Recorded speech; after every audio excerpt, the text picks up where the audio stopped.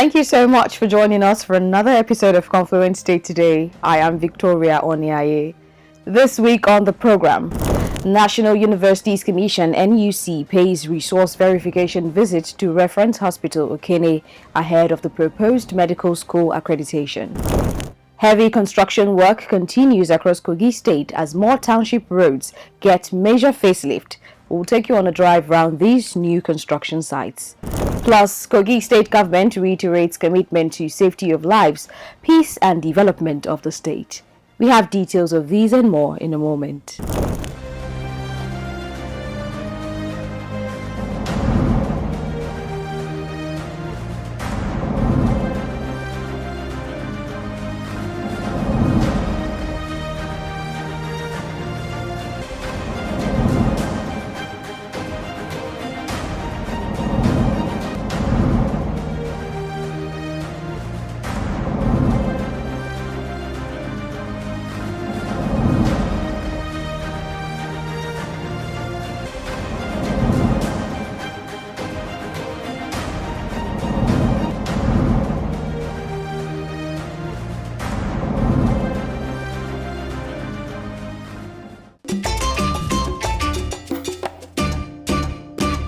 We begin the first segment of the program with a story on the efforts of the Kogi State government to kickstart medical programs at the Confluence State University, Osara. Now, the latest development is that the National Universities Commission, NUC, which is the statutory body responsible for granting approval for all academic programs run in Nigerian universities, has paid a visit to the Reference Hospital in Okene ahead of the proposed medical school accreditation.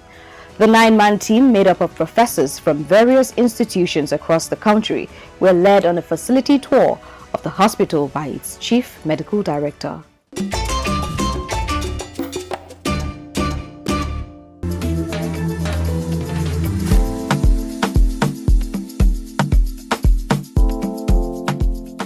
The iconic Reference Hospital Okene, the Confluence State University of Technology Osara, two priority projects of the Kogi State government that are gradually gaining prominence and getting more attention from far and wide.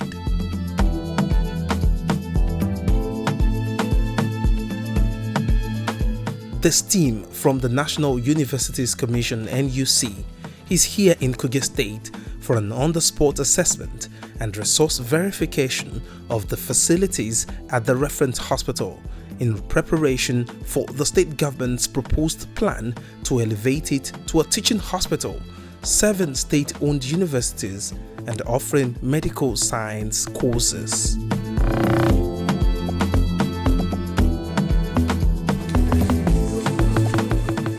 The visiting 9-man team is being guided on a tour of the facility by the Chief Medical Director.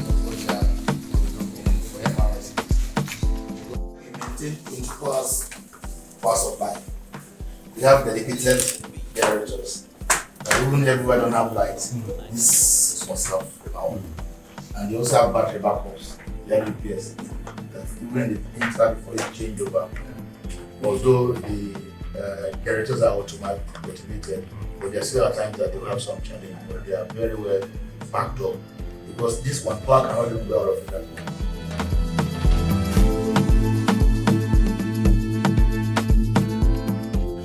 From the hyperbaric chamber, specially connected to an oxygen plant to cater to critically ill patients, to the main operating theatres, the team applauds the Kogi State government for establishing a world-class facility that will help curb medical tourism and provide essential medical assistance to the people.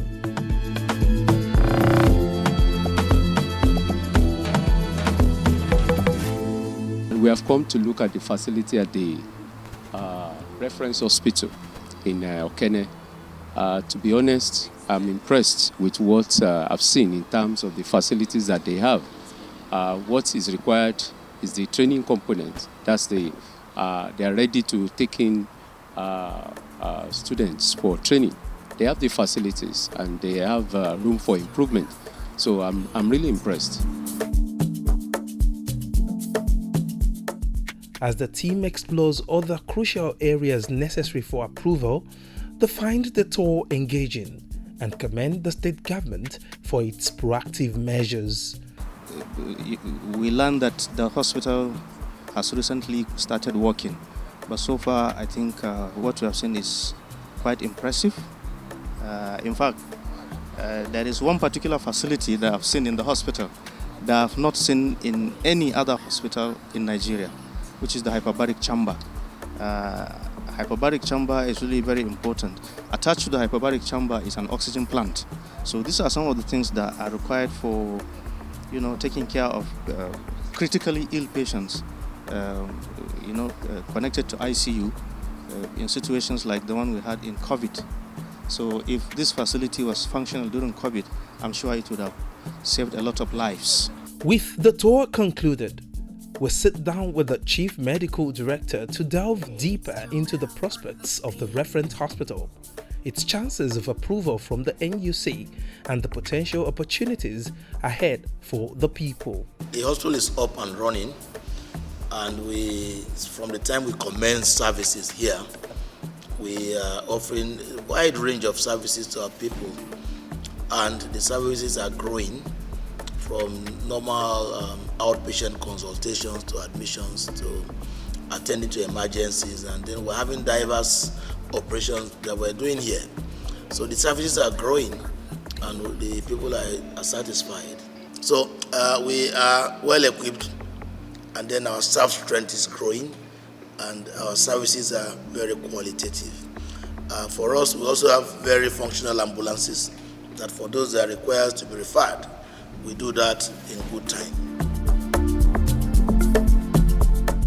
From all indications, the Reference Hospital is set for a turnaround that will not only change the fortunes of Kogi State, but will also impact the lives of the citizens of the state, especially those intending to study medical science courses in the state-owned university.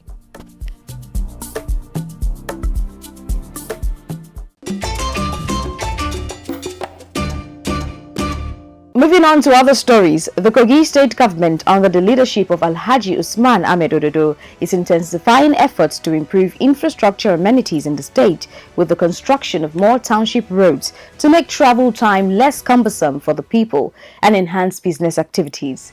We will take you on a trip around Lokoja, the state capital, to see the latest construction works going on there.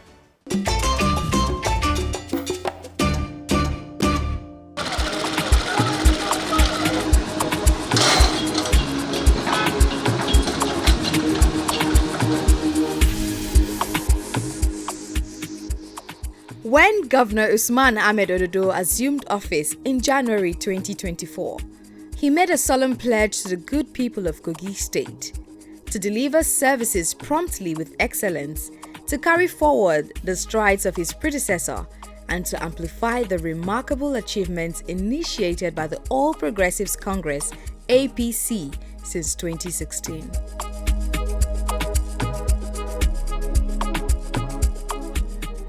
Today, that promise is no mere rhetoric. Governor Ododo has hit the ground running, swiftly ensuring that the dividends of good governance get to every corner of the state, allowing citizens to express the impact of the mandate they freely entrusted to him. Continuing to monitor our project to ensure value for money. We are to serve our people. Their mandate will work for them. We are holding their trust. And as such, we are not coming to exert leadership on them. We are coming to serve them, and this is what we are doing now. This is their project. This is their prayer. This has been their aspiration.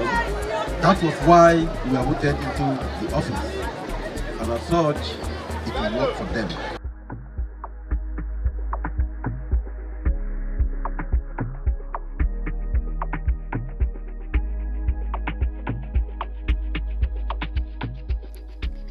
Governor Ododo's predecessor, Alhaji Yahaya Bello, had set the standard by constructing several township roads across 3 senatorial districts of the state during his 8-year tenure as governor. Right now, Governor Usman Ododo is already following that path. Construction works have started in earnest, and contractors are promising to deliver the projects in line with the directives of the state government.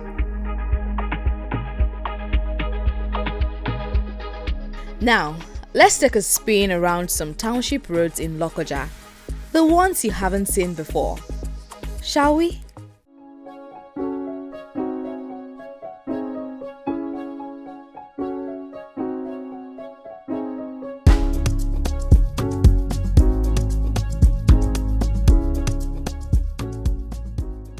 These roads aren't just in the heart of the city. They run through the hinterlands and line the shores of the confluence of the rivers Niger and Benue.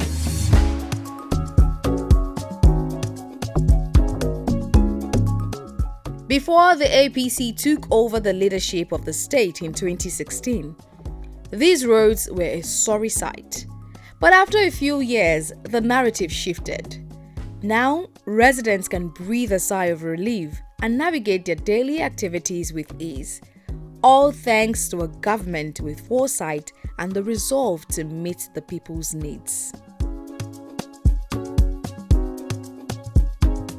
The old poly quarters in Kwararafa, the Dankolo Road Network, Anebo Quarters, and second 200-unit road are all wearing a new look.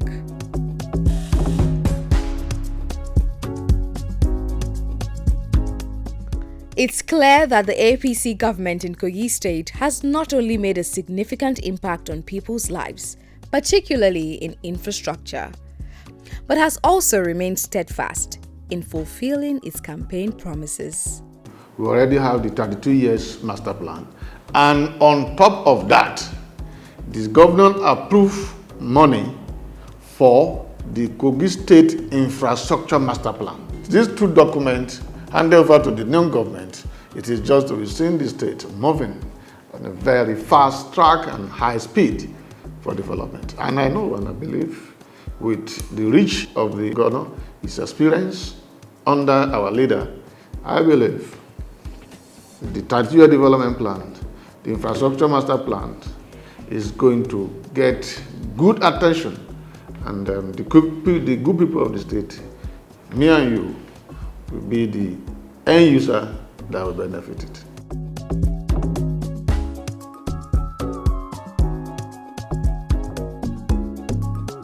These roads can now accommodate more than 2 cars at a time and also reduce gridlock on the major highway. Now more than ever before, more communities in the state capital are interconnected through these link roads, and local businesses are also beginning to thrive the more. Up to like 3 to 4 governors have come even before His Excellency, before the former governor of Kogi State, Elijah Dozabelu, and they were unable to do anything. But when he came on board, he paid a special attention to the road infrastructure sector. And as I speak with you, there are so many roads that have been uplifted, given a new facelift. In fact, starting from this very spot that we're standing right now, this Adankolo market. Before now, this place was not like this. It was nothing to write home about completely. It was in a very deplorable state. Then you talk of the cemetery roads. It has also been given a new facelift. Then the Kenway Road too as well. Even the phase 1 and I think they are approaching phase 2 now, has also been touched by the former governor of the state. So I really want to commend him in that aspect, in that area. And considering the fact that he's a government of continuation and consolidation, Alhaji Ahmed Usman Ododo will stop at nothing, if not to even take the step further, take the standard higher than what he met on ground. We want to thank the government of the day for looking into this the road. As of last year, if you are used to this road, if you fly this road every day, you see that there's potholes everywhere, and during rainy season you see erosion, flood, bringing dirty all over the place. But today we can thank God, the potholes is no more there, and the road is motorable for both Okada and vehicle. So we want to thank the government of the day for looking into the road, reconstructing the road for us. These objective voices are a testament to the good works of the immediate past government in Kogi State and the end product of the quality leadership that the APC has produced in the state over the years.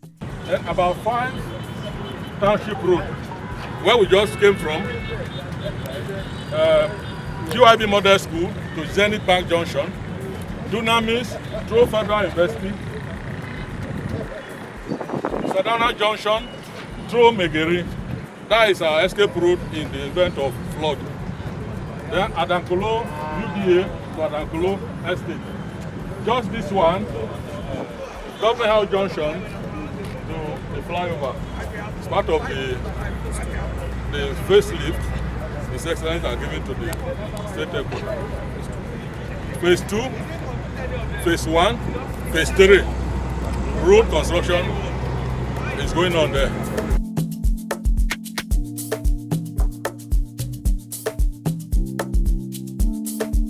While Governor Usman Ahmed Ododo is promising never to drop the ball, he is clearly walking his talk at ensuring that he builds on the legacies of his predecessor, fulfill his campaign promises to the people, and take Kogi State to a height that makes the state enviable among the Committee of States in Nigeria.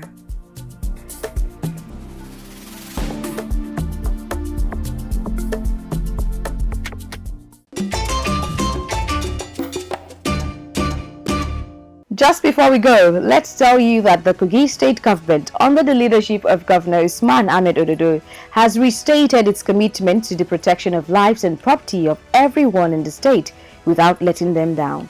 The State Commissioner for Information, Kingsley Fowler, says the state government will not allow political touts make inroads into the state to truncate the peace and tranquility currently enjoyed by the people.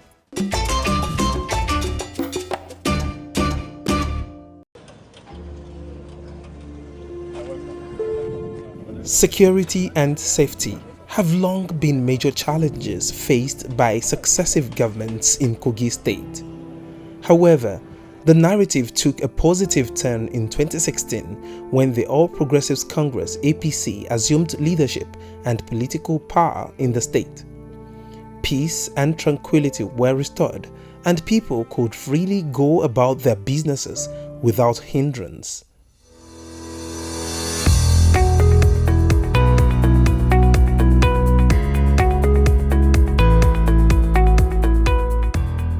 Kidnapping was brought under control, insurgents were decisively dealt with, and peace returned to the state thanks to enhanced cooperation among strengthened security agencies and the willpower from the political leaders.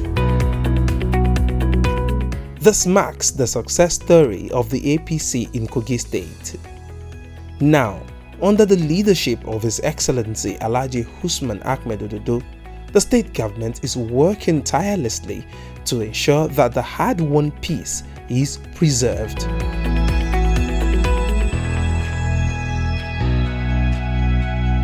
While civil unrest has been minimized, a major threat still looms in the form of political opportunists aiming to tarnish the government's image and sow discord among the people. But Governor Ododo and his team are resolute in preventing these detractors from dragging the state into chaos. To keep our communities safe and secure, help our young people find jobs, keep families in businesses, keep pupils in school, and our teachers looking forward to the next school day.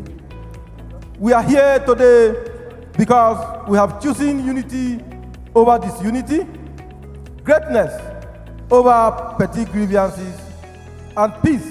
Be assured that we shall deliver on our promises of a united, secure, progressive, and prosperous Kogi State. The governor is unequivocal in his stance. Recently, he convened a security meeting with council chairmen across the state to devise better strategies for strengthening the state's security architecture. Despite opposition efforts to undermine these initiatives, the state government remains undeterred.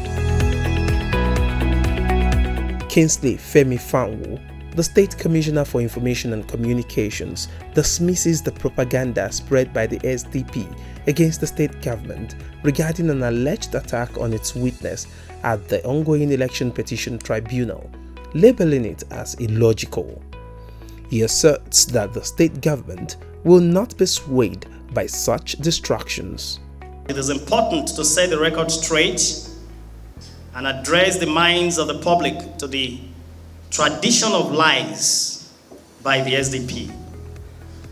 The Kogi State government, under the leadership of His Excellency Alhaji Ahmed Usman Ododo, the democratically elected governor of the state, will be undaunted in its resolve to serve the people of the state rather than be entangled in the propaganda festival by the jobless and idle SDP. The Kogi State government is unwavering in its stance on security and constitutionalism as the basic minimum in ensuring a peaceful and secure state. It is important to enlighten the SDP to the fact that the case at the tribunal is between parties of which the state government isn't one. It is the responsibility of the government to protect all citizens, irrespective of their political or religious persuasions.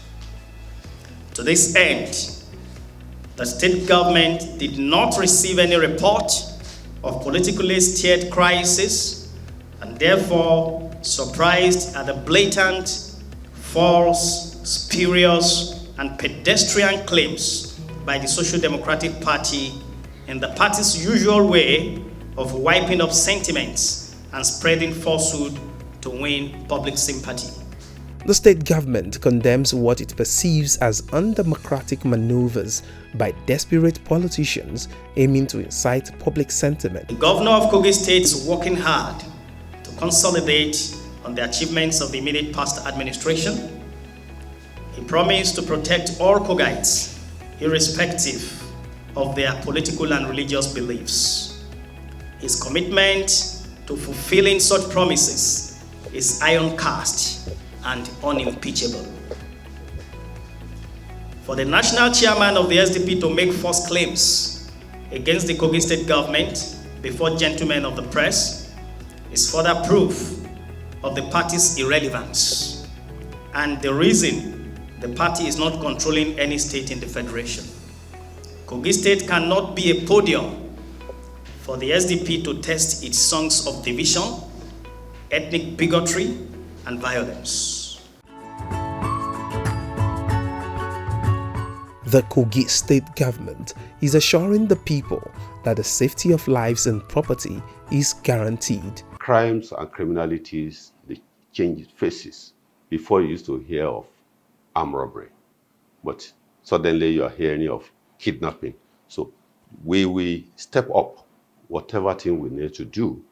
And again, we will continue to invest in our human intelligence as well as technical intelligence, because in tackling security these days, you must invest a lot in technical intelligence, and which we are doing. You must also make sure that the people handling security for you, that is the security agencies, there must be synergy. The synergy must be put very well in they working together. The leading agency in security, the Nigeria Police, they cannot do it alone. And that is where we must have the cooperation of all security agencies. And they are doing it in Kogi State. That is where Kogi will continue to remain very peaceful. And no political ploy can undermine its commitment to the people.